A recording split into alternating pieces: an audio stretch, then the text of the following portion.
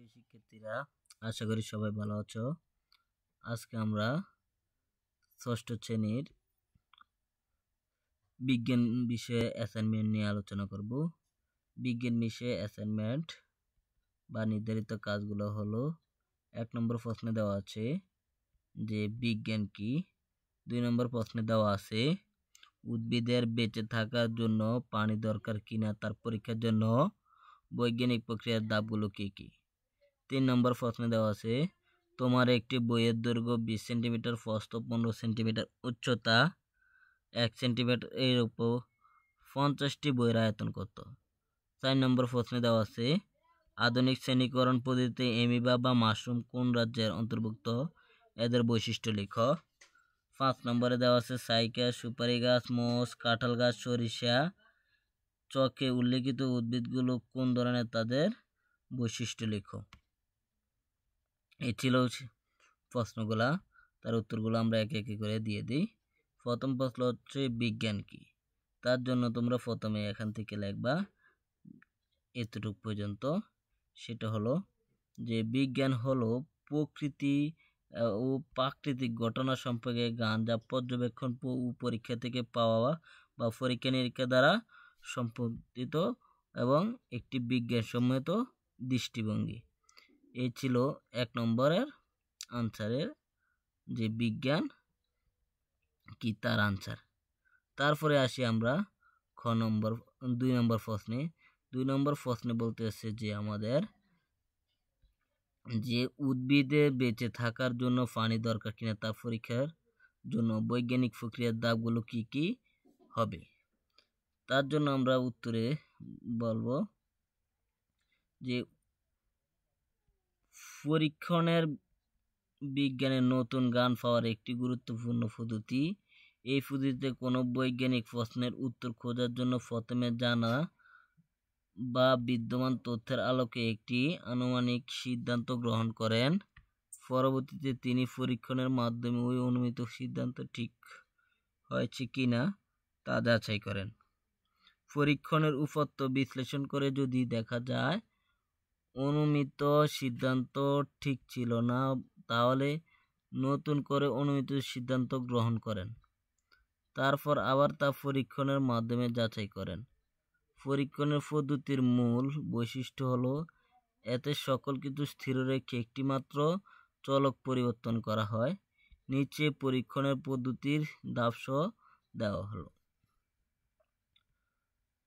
তার জন্য আমরা প্রথমে লিখব পরীক্ষণ। পরীক্ষণে আমরা লিখব যে বেঁচে থাকার জন্য গাছের পানির দরকার কিনা তা পরীক্ষা করা। তারপরে আমরা লিখব পরীক্ষণটি করতে হয় যা যা দরকার: 2টি পাত্র, ফুল গাছের 2টি চারা, পানি, শুকনো মাটি। পদ্ধতি: প্রথমে আমরা সমস্যা নির্ধারণ করব। পরীক্ষণ পদ্ধতির প্রথম ধাপে তোমরা সমস্যা স্থির করলে ফুল গাছের চারা তুলে এনে লাগালে মারা যাচ্ছে কেন। তারপরে জানা তথ্য সংগ্রহ: তোমার বই পড়ে যে শিক্ষক বা পিতামাতা জিজ্ঞাসা করে জানার চেষ্টা করলে কেন চারা গাছ মারা যেতে পারে। তোমরা জানলে যে পানি না ফেলে চারা গাছ মারা যেতে পারে। তারপরে আনুমানিক বা অনুমতি সিদ্ধান্ত মানে সম্ভাব্য ফলাফল: জানা তথ্য থেকে আমরা এখানে তোমরা জায়গা লিখবো আমরা অনুমতি সিদ্ধান্ত নিলে পানির অভাবে চারা গাছ মারা যায়। পরীক্ষণের পরিকল্পনা: এবার তোমরা জায়গা লিখবা আমরা পরীক্ষণের পরিকল্পনা করব। একটি বিষয় খেয়াল রাখতে হবে যে পরীক্ষার জন্য আমাদের 2টি পাত্রে 2টি গাছ নিতে হবে। আমরা কেবল 2টি পাত্রের মধ্যে একটি বিষয়ে পার্থক্য রাখতে পারবো, অন্য সব কিছু সমান সমান রাখতে হবে। না হলে আমরা যেটি যাচাই করতে চাই তা করতে পারবো না।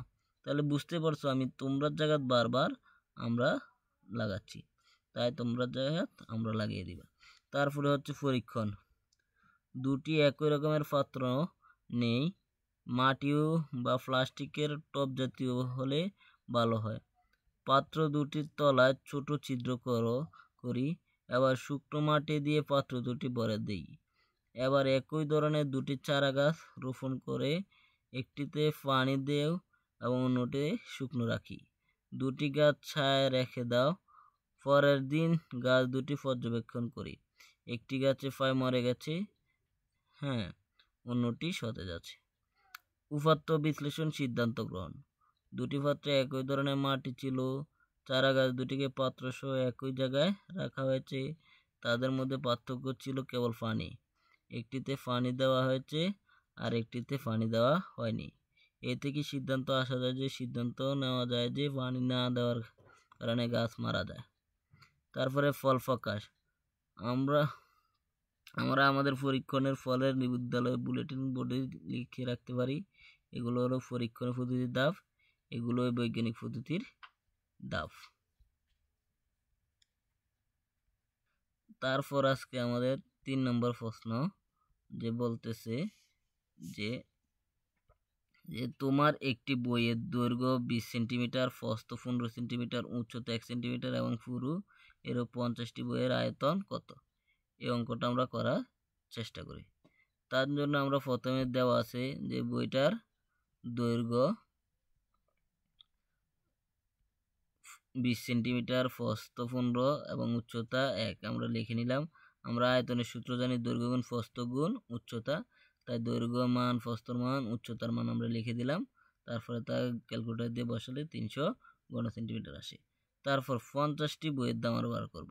একটি বইয়ের দাম যেহেতু 300 টাকা, তাহলে 50টি হলে 50 গুণ হবে, তাই 15,000 ঘন সেন্টিমিটার। তাহলে আমরা বলতে পারি নির্ণয় 50টি বইয়ের আয়তন 15,000 ঘন সেন্টিমিটার। তারপরে আসে আমাদের আজকের 4 নম্বর কোশ্চেন। 4 নম্বর কোশ্চেনে বলতেছে আধুনিক শ্রেণীকরণ পদ্ধতিতে অ্যামিবা ও মাশরুম কোন রাজ্যের অন্তর্ভুক্ত, এদের বৈশিষ্ট্য লিখো। 4 নম্বরে আমাদের উত্তর হচ্ছে যে আধুনিক শ্রেণীকরণ পদ্ধতিতে জীবজগৎকে 5টি রাজ্যে ভাগ করা হয়। অ্যামিবা, ফুটিস্টা রাজ্য 2, মাশরুম, ফানজাই বা ছত্রাক রাজ্য 3 এর অন্তর্ভুক্ত। ফুটিস্টা রাজ্যে অ্যামিবার বৈশিষ্ট্যগুলো হলো এদের কোষ সুগঠিত নিউক্লিয়াস যুক্ত, এরা এককোষী, এরা এক বা এক দল যুক্ত থাকতে পারে। ফানজাই রাজ্যের মাশরুমের বৈশিষ্ট্যগুলো হলো এদের দেহে সুগঠিত নিউক্লিয়াস যুক্ত, এককোষী, বহুকোষী হতে পারে, এদের দেহে ক্লোরোফিল নেই, তাই এরা পরজীবী। তারপরে আসি আমাদের আজকের শেষ প্রশ্নে আমাদের বলতেছে যে সাইকা, সুপারি গাছ, মোষ, কাঁঠাল গাছ, সরিষা চকে উল্লিখিত উদ্ভিদগুলো কোন ধরনের, তাদের বৈশিষ্ট্য লিখো। তার জন্য আমরা উত্তর প্রথমে লেখা শুরু করব যে চকে উল্লিখিত মাশরুম অপুষ্পক উদ্ভিদ, সাইকাস, সুপারি গাছ, কাঁঠাল গাছ, সরিষা সপুষ্পক উদ্ভিদ। অপুষ্পক উদ্ভিদ এদের বৈশিষ্ট্যগুলো হলো উদ্ভিদ কিছু সংখ্যক উদ্ভিদ ফুল ফল হয় না, এরা স্পোর বা রেণু সৃষ্টির মধ্যে প্রজনন সম্পন্ন করে, এদের অপুষ্পক উদ্ভিদ বলে। কিছু উদ্ভিদের কাণ্ড পাতাও রয়েছে, তবে সাধারণত উদ্ভিদের ন্যায় মূল নেই, মূলের পরিবর্তে রাইজয়েড রয়েছে, এরা সবুজি, এরা স্যাঁতসেঁতে ইট, মাটি, দেওয়াল, গাছের বাকলে জন্মাতে দেখা যায়। এছাড়াও পানিতে বসমান অবস্থায় এদের দেখা যায়। সাধারণত এরা পুরাতন ভেজা দেওয়ালে কার্পেটের মতো নরম আস্তরণ করে ঠাসাঠাসি করে জন্মে। বাকি আনসার হচ্ছে যে সপুষ্পক নিয়ে। সপুষ্পকের জায়গায় তোমরা লিখবা যে সপুষ্পক দিয়ে ফুল উৎপন্ন হয়, যেমন আম, কাঁঠাল, শাপলা, জবা ইত্যাদি। এদের দেওয়া সুস্পষ্টভাবে মূল, কাণ্ড, পাতায় বিভক্ত। কোনো উদ্ভিদের ফল উৎপন্ন হয়, আবার কোনোটির ফল উৎপন্ন হয় না, তাই বীজগুলো অনাবৃত থাকে। এরা প্রধানত 2 ধরনের হয়, নগ্নবীজী উদ্ভিদ অথবা আবৃতবীজী উদ্ভিদ। এদের দেহে অত্যন্ত উন্নত ধরনের পরিবহন কলা উপস্থিত থাকে, এরাই কাঠ প্রদানকারী উদ্ভিদ। নগ্নবীজী উদ্ভিদ, এসব উদ্ভিদের ফুল ডিম্বাশয় না থাকায় ডিম্বগুলো নগ্ন থাকে, এদের ডিম্ব পরিণত হয় বীজ উৎপন্ন হয়, যেমন সাইকাস, পাইনাস। এটা হচ্ছে সাইকাসের আর এটা হচ্ছে পাইনাসের চিত্র। চাইলে এই চিত্রগুলো আঁকতে পারো, না আঁকলেও কোনো সমস্যা নাই, কিন্তু এখানে সপুষ্পক উদ্ভিদ, এখানে পাট এতটুক লেখার কোনো প্রয়োজন নাই। তোমরা এখানে লিখবা সপুষ্পক উদ্ভিদ দিয়ে 2টা কোলন দিয়ে দিবে এখানে, বস তারপরে লেখা শুরু করবা। তারপরে আসো আমরা বাকি অংশ লিখি। বাকি অংশের মধ্যে বলতেছে যে আবৃত্তিবীজী উদ্ভিদ। এখানেও তোমরা পার্টে 7 কথাটি লেখার কোনো প্রয়োজন নাই। এখানে আবৃত্তিবীজী উদ্ভিদ এই কথাটি লিখে 2টা কোলন দিয়ে লেখা শুরু করবা। যে আম, জাম, কাঁঠাল, তাল, নারিকেল, সুপারি, সরিষা সহ আমাদের চারপাশের অধিকাংশ সবুজ উদ্ভিদে সপুষ্পক আবৃতবীজী উদ্ভিদ। এইসব উদ্ভিদের ফুলের ডিম্বাশয় থাকে। ডিম্বকগুলো ডিম্বাশয়ের ভিতরে সজ্জিত থাকে। নিষের পর ডিম্বক বীজ যে ডিম্বাশয়ের ফলে পরিণত হয়। এই কারণে বীজগুলো ফলের ভিতরে আবৃত অবস্থায় থাকে। চাইলে আবৃতবীজী উদ্ভিদের এটা নারকেল গাছ, নারকেল গাছের চিত্রটা দিতে পারো, অথবা এটা সরিষা গাছ, এই সরিষা গাছের চিত্রটা দিতে পারো। না দিলেও তাতে কোনো সমস্যা নেই। আশা করি আজকের এই বিজ্ঞান অ্যাসাইনমেন্ট বুঝতে পেরেছ। যদি তোমাদের ভিডিওটি একটু উপকারে এসে থাকে তাহলে ভিডিওটিতে একটি লাইক দিয়ে দিবে এবং ভিডিওটি শেয়ার করে অন্য বন্ধুদেরও জানিয়ে দিবে। ভিডিওটি জাস্ট তোমাদেরকে ধারণা দেওয়া হলো, তোমরা চাইলে এর মতো করে লিখতে পারো, বা তোমরা নিজের অভিজ্ঞতা অনুযায়ী বইয়ের থেকে সংগ্রহ করে নিজের অভিজ্ঞতা অনুযায়ী লিখতে পারো। আজ এই পর্যন্তই।